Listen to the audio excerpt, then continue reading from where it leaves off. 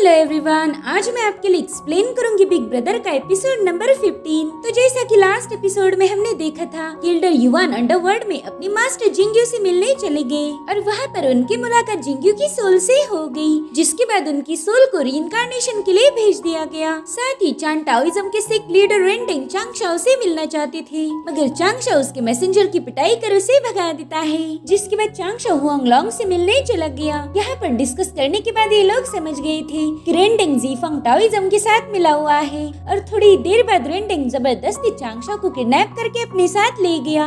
अब आगे तो हम देखते कि चांगशाओ का पेपरमैन बेजान बन के पड़ा हुआ था, जिसे हुआंगलॉन्ग उठा लेते हैं। वो कह रहे थे कि सी गॉड का स्पिरिचुअल सेंस कॉफिन लैंप सब करके ले गया और इसी वजह से सी गॉड ने मुझे दिया हुआ डिवाइस काम नहीं कर पाया। वो डिवाइस सी गॉड और रेंडिंग के दरमियान जो भी कन्वर्सेशन हुआ उसे रिकॉर्ड ही नहीं कर पाया। पता नहीं अब सी गॉड के साथ क्या होगा। वही दूसरी तरफ कॉफिन लैंप ने सी गॉड को एक जगह ड्रॉप कर दिया था, वहाँ पर रेंडिंग मौजूद था। वो कहता है कि तुमने मेरे फॉलोअर को उल्टे पाव भगा दिया, इसीलिए मेरे पास कोई ऑप्शन नहीं था। मैंने अपनी कॉफिन लैंप का यूज करके तुम्हें जबरदस्ती यहाँ लाया। तो सी गॉड चलो यहाँ पर आके बैठ जाओ। अगर तुम्हें कन्वर्सेशन में मजा नहीं आया तो तुम कभी भी उठकर यहाँ से जा सकते हो, मैं तुम्हें नहीं रोकूंगा। देखो तुम्हारी तसल्ली के लिए मैंने मेरा कॉफिन लैंप भी बहुत दूर रख दिया है। इधर चांगशाओ दिल में ही सोच रहा था कि मैं तो यहाँ से कभी भी जा सकता हूँ, लेकिन अगर मैं चला गया तो मेरी बदनामी होगी कि मैं एल्डर की रिस्पेक्ट नहीं करता। तो भला इसी में है कि इस बंदे को सुना जाए। तो चांगशाओ सीधा उसके पास जाकर बैठ जाता है। वो उसे ग्रीट करते हुए कह रहा था कि अच्छा तो आप ही हो डिप्टी सेक लीडर रेंडिंग। आपने जिस बंदे को भेजा था वो बहुत ही खतरनाक दिखता है। मुझे उसके चेहरे को देखकर लगा था कि ये बहुत ही बुरा इंसान होगा,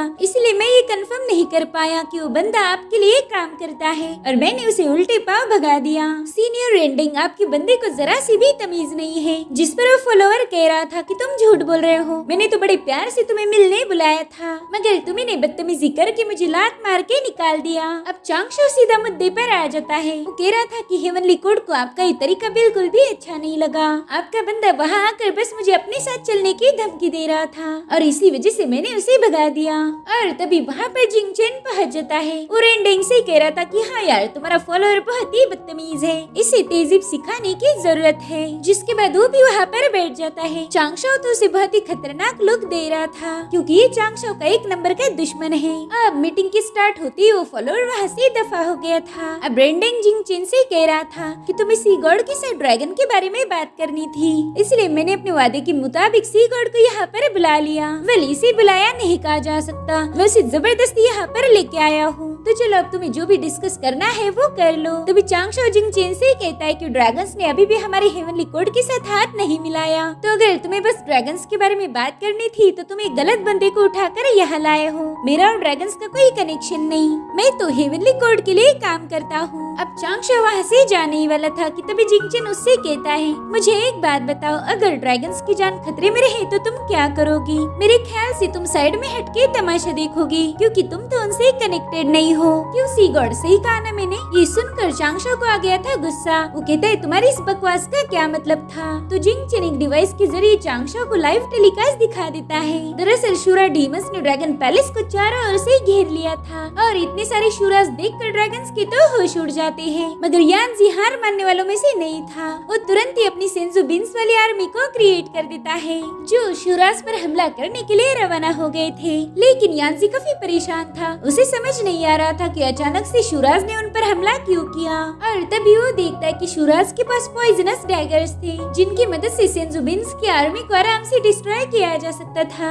इधर चांगशाओ भी काफी परेशान हो गया था। वो समझ गया था कि शूरास को जिंग चेन ने ही ड्रैगन पैलेस पर हमला करने भेज दिया। जिसके बाद वो अपनी माइंड पावर से अपने पेपरमैन से बात करता है। वो कह रहा था कि जल्दी से हेवनली कोर्ट जाकर एम्परर को इसकी खबर दो, जेड एम्परर से सोल्जर को भेजने की रिक्वेस्ट करो। तो चांगशाओ का पेपरमैन तुरंत ही हेवनली कोर्ट में पहुंच गया था। इधर ड्रैगन पैलेस में शूरास और ड्रैगन्स के दरमियान जंग छिड़ गई थी। तभी वहाँ पर एक पोर्टल के जरिए 8 हाथों वाला शूरा पहुँच चुका था। वो अपने 8 हाथों की पावर शो करते हुए इन लोगों की तरफ देखकर ईवल स्माइल करता है। इस 8 हाथों वाले शूरा को देखकर यानजी बहुत ज्यादा पैनिक हो गया था। तभी यानजी का सेनापति उसे शूरास के बारे में बताने लगता है। वो कह रहा था कि शूरास की कल्टीवेशन उनके हाथों से रिलेटेड होती है, यानी कि जितने ज्यादा हाथ उतनी ही ज्यादा कल्टीवेशन लेवल। और आज यहाँ पर जितने भी शूराज आए हैं उन सभी की कल्टीवेशन लेवल काफी हायर है और इनका लीडर है 8 हाथों वाला वाला शुरा मेरे ख्याल से गोल्डन इमॉर्टल रैम का कल्टीवेटर है। ये सुनकर यान्सी सोच रहा था कि अगर ये गोल्डन इमॉर्टल के पिक पर है,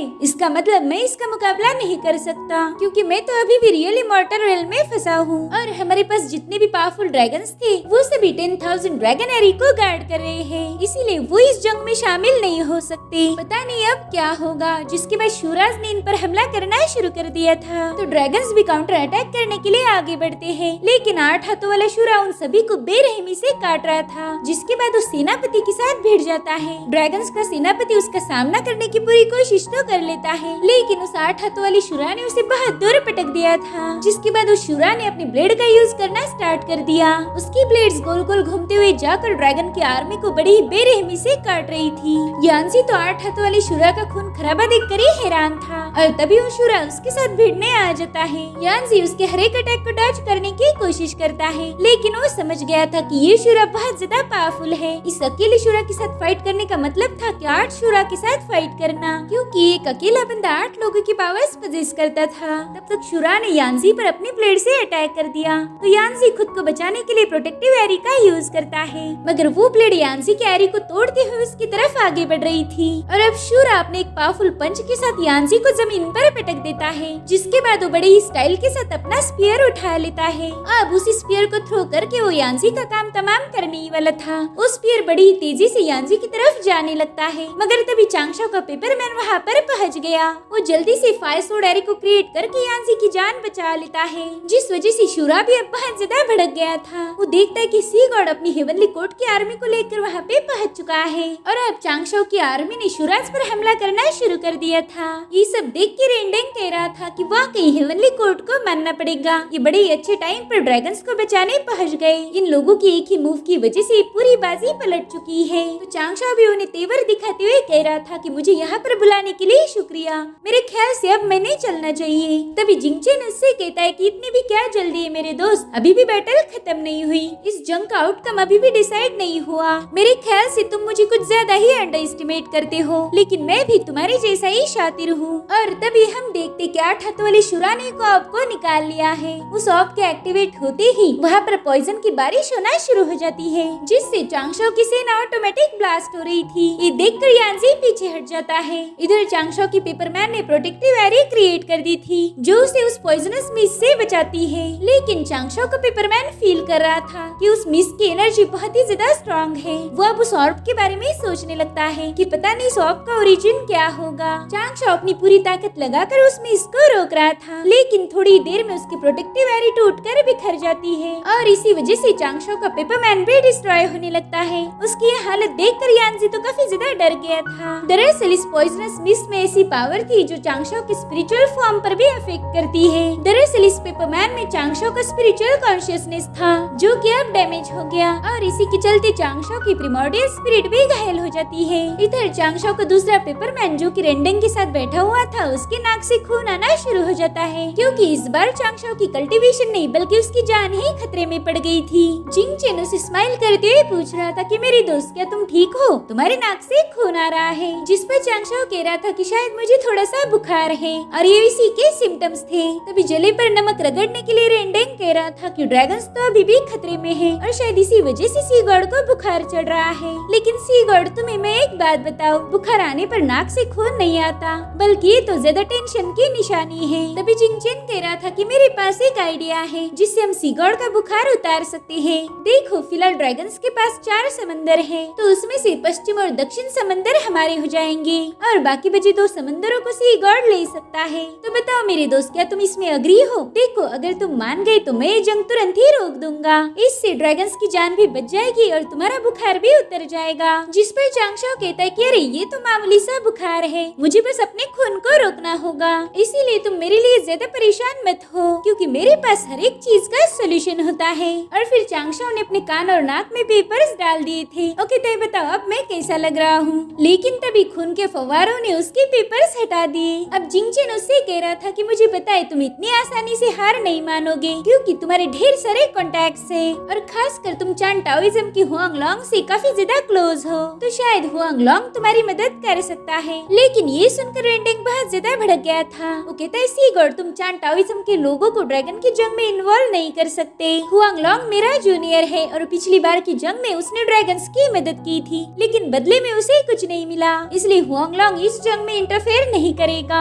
ये सब सुनकर चांगशो समझ गया था कि ये सब मसला हेवनली कोर्ट ने डिस्ट्रीब्यूट की हुई गॉड की पोजीशन से हुआ है। पहले इन लोगों ने शूरा को बैटलफील्ड पर भेजकर मुझे प्रेशराइज किया और अब जिंगचेन रेंडिंग के सामने मेरे साथ निगोशिएट करना चाहता है। अगर मैंने निगोशिएशन करने से मना किया तो ड्रैगन रेस को खत्म करने का सारा इल्जाम मेरे माथे मार दिया जाएगा। वाकई जिंगचेन की ये चाल बहुत ज्यादा खतरनाक है। अब मुझे भी समझ नहीं आ रहा कि मैं क्या करूं। मेरी प्रोटेक्टिव शील्ड एरी ज्यादा देर तक टिक नहीं पाएगी और उसकी डिस्ट्रॉय होती ही शूराज ड्रैगन रेस को खत्म कर देंगे। और अब तो इन लोगों के होते हुए मैं मेरे टाविस फ्रेंड्स की मदद भी नहीं ले सकता। इस जंग को खत्म करने की सारी जिम्मेदारी अब मेरे कंधे पर आ चुकी है, लेकिन मेरी तो प्रिमोर्डियल स्पिरिट भी डैमेज हो गई है। अगर उसे जल्दी से रिपेयर ना किया जाए तो मेरी जान को खतरा होगा। इस जंग की वजह से ड्रैगन रेस पूरी की पूरी खतरे में पड़ गई है। मेरे ख्याल से आज मेरा चेकमेट हो गया। आज जिंगचेन मुझे शिकस्त देगा और तभी उसे दोबारा से ब्लड की वोमिटिंग होना शुरू हो जाती है। उसकी हालत देखकर जिंगचेन तो जोर जोर से हंस रहा था। तभी चांगशो उससे कहता है कि मेरे काफी सारे दोस्त हैं, लेकिन मैं मामूली जंग के लिए उन्हें परेशान नहीं करना चाहता। और रही बात मेरी वोमिटिंग की, तो भाई अगर मैं ग्रीन टी पी लूं तो वो भी बंद हो जाएगी। गाइस, चांगशो के दोनों पांव कब्र में थे, मगर फिर भी वो बातें ऐसी कर रहा था मानो जंग वही जीतने वाला हो। जिसके बाद चांगशो उनके सामने जोर जोर से हंसने का नाटक करता है, लेकिन अंदर ही अंदर वो काफी ज्यादा डरा हुआ था। वो दिल में ही कह रहा था कि ना, मैं ये जंग नहीं हार सकता, कोई तो रास्ता जरूर होगा। जिसके बाद चांगशो अपना तेज दिमाग दौड़ाना शुरू कर देता है। वो कह रहा था कि जिंगचेन ने जो भी सेटअप किया है उसका कोर है वो ऑर्ब, और वो ऑर्ब बेसिकली जिंगचेन का ना होकर शूरा का है। शूरा ही उसे अपने साथ लाया था। हाल ही में मैं अंडरग्राउंड गया था जहाँ पर शूराज और विचेस की जंग चल रही थी। शूराज और विचेस की बैटल लगभग 10,000 सालों से चलती आई है, तो शायद विचेस को इस ऑर्ब के बारे में पता होगा। और वैसे भी एक पुरानी कहावत है कि दुश्मन का दुश्मन हमारा दोस्त होता है, इसलिए अब मुझे विचेस के पास जाना होगा। इसीलिए चांगशो के घर पर मौजूद पेपरमैन फुल स्पीड से अंडरवर्ल्ड के लिए रवाना हो जाता है। बेचारी लिनशो उसकी वजह से इतनी जोर से गिर गई थी कि उसे दिन में ही तारे नजर आए। इधर जिंगचेन सी गार्ड से कह रहा था कि मेरे दोस्त, चलो मैं तुम्हें डिसीजन लेने के लिए और थोड़ा वक्त देता हूँ, बस मुझे निराश मत करना। मगर चांगशो तो उसके सामने पागलों वाली हरकतें करके उसे दिखा रहा था कि वो तो एकदम रिलैक्स है। तो जिंगचेन ऐसे कहता है कि ठीक है सी गार्ड, देखते हैं कब तक तुम ये नौटंकी करते रहोगे। इधर चांगशो का पेपरमैन अंडरवर्ल्ड के बीच उनियो के पास पहुंच गया था। वो कहता है कि सी गॉड ने मुझे आपसे मदद मांगने के लिए यहाँ भेजा है। जिस पर उनियो कह रहा था कि हाँ, सी गॉड मेरा बहुत अच्छा दोस्त है, तो मैं उसे मना नहीं कर सकता। जिसके बाद ये लोग बीच उमा के पास पहुंच गए थे। उनियो बता रहा था कि ये है सोल हुकिंग मार्शल उमा। जिसके बाद उनियो बड़े स्टाइल के साथ चांगशो को शूराज के खास ट्रेजर यानी कि उस ऑर्ब के बारे में बताने लगता है। वो कह रहा था भाई, इसे ब्लड ऑर्ब कहा जाता है। इसे आखिरी बार ग्रेट बैटल में देखा गया था, यानी कि लगभग 10,000 साल पहले शूराज ने इस ऑर्ब का यूज किया था, और वो भी हमारे विचेस के खिलाफ। वो जंग बहुत ही भयानक थी। इसमें हम विचेस की गॉडेस हाउटू और शूराज के एंसेस्टर ने हिस्सा लिया था, मगर हमारी देवी हाउटू ने शूराज के एंसेस्टर को हरा दिया। इस जंग में सभी शूराज ऑलमोस्ट खत्म हो गए थे, मगर तभी शूराज ने ब्लड ऑर्ब को एक्टिवेट किया ताकि वो अपनी बची हुई नस्ल को सेफ रख पाए। और उसी ऑर्ब की वजह से शूराज अभी भी जिंदा है, मगर उनका ब्लड ऑर्ब इस जंग में डैमेज हो गया था। मुझे तो बिल्कुल भी उम्मीद नहीं थी कि शूराज इस डैमेज ऑर्ब का दोबारा से यूज करेंगे। शायद सभी शूराज ड्रैगन पर हमला करने जा चुके हैं। तो चांगशो उनसे पूछता है कि ये बात तुम्हें कैसे पता चली। तभी वो उनियो के कान में कुछ बताता है जो उनियो चांगशो को कन्वे कर रहा था। वो कहता है कि उस ब्लड ऑर्ब को एक्टिवेट करने के लिए शूरा के पूरे क्लैन को इकट्ठा होना पड़ता है। वो सभी मिलकर सेंट पांगू के जहरीले खून को अपनी बॉडी में रिफाइन करते हैं और फिर उसी ब्लड को पॉइजनस ब्लड में मिलाकर खतरनाक ऑर्ब क्रिएट किया जाता है, यानी कि वो ब्लड ऑर्ब जहरीले खून से बना है। ये सुनकर चांगशो उससे एक सवाल पूछता है कि सभी शूराज पॉइजनस है, मगर उनमें से किसी एक को भी हम इन्फेक्ट कर पाए तो क्या हम उस ऑर्ब को डिस्ट्रॉय कर सकते हैं? ये सवाल सुन के वो दोनों विचेस आपस में ही डिस्कस करने लगते हैं। उनका डिस्कशन काफी लंबा चला था और फिर फाइनली उनु चांगशो के पास आकर कहता है कि ना मुन्ना ना, ऐसा नहीं हो सकता। उसकी ना सुनते ही चांगशो तो पत्थर में ही बदल गया था। वो इरिटेट होकर कह रहा था कि यार, अगर तुम्हारे पास जवाब ही नहीं था तो तुम ये इतनी लंबी डिस्कशन क्यों कर रहे थे, जिस पर उन्हीं कहते चांगशाओ वो ब्लड और पांगू के गंदे खून से बना है और पांगू एक सेंट थे। तो अगर हमें इस ऑफ को डिस्ट्रॉय करना है तो हमें टाओविस एंसेस्टर यानी डाओ ऑफ हेवन की मदद लेनी होगी। वेल देखा जाए तो इसे मदद नहीं कहा जा सकता। अगर डाओ ऑफ हेवन ने इमॉर्टलिटी की पनिशमेंट अनलिश कर दी तो उसी थंडर की मदद से हम इस ऑफ को डिस्ट्रॉय कर सकते हैं। मगर तुम्हें तो पता है कि इस दुनिया में बहुत ही कम लोग हैं जिन्होंने टाओविस एंसेस्टर यानी कि डाओ ऑफ हेवन को देखा होगा। तो अब उन्हीं की बातें सुनकर चांगशाओ घर वापस आ गया था। वो सोच सोच के परेशान था कि आखिर उसने ऐसा क्या करना चाहिए कि टाओविस एंसेस्टर उसे इमॉर्टलिटी की पनिशमेंट दे। वो कह रहा था कि डाओ ऑफ हेवन ने कई बार मुझे पनिश किया है, मगर उसके पीछे वजह थी। अब भला मैं उनसे जबरदस्ती पनिशमेंट कैसे ले सकता हूँ? उन्होंने पिछली बार कई सारी बिजलियाँ गिरा गिरा के मुझे ऑलमोस्ट कोयला बना दिया था। तो प्लीज एंसेस्टर प्लीज इस बार भी मुझ पे थोड़ी सी बिजलियाँ बरसा दो। मगर डाओ ऑफ हेवन कोई पागल नहीं थे जो किसी को भी पनिश करे। और तभी चांगशाओ के शैतानी दिमाग में एक आइडिया आ गई थी। वो कहता है कि मुझे बस डाओ ऑफ हेवन को उंगली करनी होगी और फिर वो गुस्से में आकर इमॉर्टलिटी की पनिशमेंट देंगे। तो चांगशाओ हेवन के रूल्स ब्रेक करने के लिए गोल्डन इमॉर्टल बनाना शुरू कर देता है। गोल्डन इमॉर्टल बनने में लोगों को हजारों साल लग जाते थे, मगर चांगशाओ अपने दिमाग का यूज करके पेपरमैन से बना हुआ गोल्डन इमॉर्टल क्रिएट कर देता है। उस पेपरमैन के क्रिएट होते ही वहाँ पर बहुत बड़ा धमाका हो गया था। बेचारी लिनशाओ तो ये समझ नहीं पाती कि इस बार उसका सीनियर क्या गुल खिलाने वाला है। इधर चांगशाओ के सामने बहुत बड़ा गोल्डन इमॉर्टल पेपरमैन आ गया था, जिसके बाद वो छत को तोड़ते हुए बाहर आ जाता है। उस पेपरमैन के ऑरा की वजह से बेचारे जू का शराब का मटका फूट गया था। वो रोते हुए कह रही थी कि एक तो शराब मुझे मुश्किल से मिलती है और ऊपर से ये भी मटका फूट गया। इधर चांगशाओ की हरकतों की वजह से डूशियन क्लैन में ब्लास्ट हो रहे थे। तो किंगशाओ सबको झूठ बताते हैं कि ये ब्लास्ट अर्थ वेन और स्पिरिचुअल एनर्जी के आपस में टकराने से हो रहे हैं, मगर उन्हें अच्छे से पता था कि ये सब कांड चांगशाओ के हैं। वो दिल में ही कह रही थी कि पता नहीं अब ये लड़का क्या कर रहा होगा, इसे मैं हर बार कवर अप नहीं कर सकता। इधर चांगशाओ ने फाइनली बहुत ही पावरफुल गोल्डन इमॉर्टल बना दिया था, जिस वजह से डाओ ऑफ हेवन भड़क जाते हैं। तो अब आसमान में हेवनली पनिशमेंट की बिजलियां कड़कना शुरू हो जाती है और ये सब देखकर चांगशाओ अपने पेपरमैन को सीधा ब्लड ऑफ के पास जाने के लिए बता देता है, ताकि डाओ ऑफ हेवन की पनिशमेंट उस पेपरमैन पर गिर जाए और उसी के साथ साथ वो ऑफ भी डिस्ट्रॉय हो जाए। तो अब वो पेपरमैन ऑर्ब पर जाके बैठ गया था। वो बेसब्री से थंडर के आने का इंतजार करता है, लेकिन यहाँ पर आता है कहानी में ट्विस्ट। डाओ ऑफ हेवन ने उस पेपरमैन को छोड़कर चांगशाओ को ही पनिश करना शुरू कर दिया था,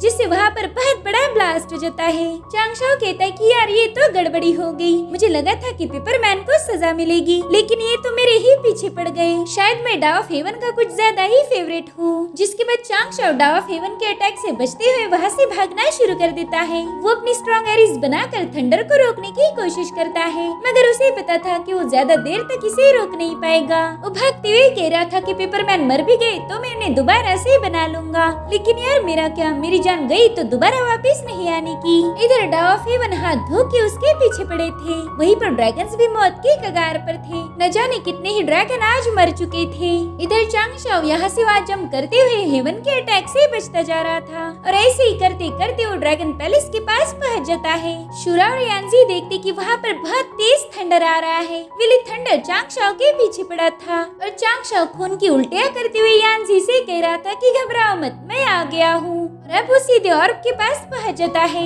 जिस वजह से थंडर का सीधा अटैक चांगशाओ पर ना होके ब्लड ऑर्ब पर हो गया।